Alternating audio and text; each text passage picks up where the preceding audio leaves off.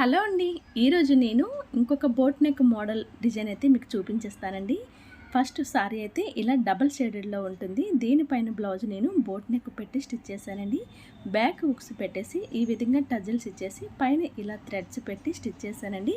Hands అంతా కూడా full work వచ్చి సారీ అయితే చాలా బాగుంది. సారీ అయితే కట్టుకున్న తర్వాత ఇలా ఉందండి. చాలా లైట్ వెయిట్లో చాలా బాగుంది.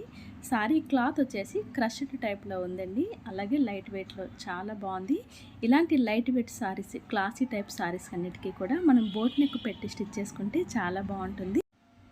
ఎంత తక్కువ బడ్జెట్ పెట్టి తీసుకున్న సారీ అయినా సరే మనం బ్లౌజ్ డిజైన్ చేసుకున్న దాన్ని బట్టి సారీ లుక్ మారిపోతూ ఉంటుందండి.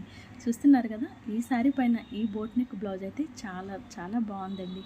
ఇటువంటి బ్లౌజ్ డిజైన్స్ మీరు కూడా స్టిచ్చింగ్ చేసుకోవాలి అనుకుంటే మన ఛానల్లో cutting and stitching video next వీడియోలో అప్లోడ్ చేస్తానండి. మీరు కూడా చూసి జస్ట్ 1 అవర్లోనే మీరు మీ బోట్ నెక్ బ్లౌజ్ని స్టిచ్చింగ్ చేసుకోవచ్చు. చాలా సింపుల్ ప్రాసెస్లో అయిపోతుందండి.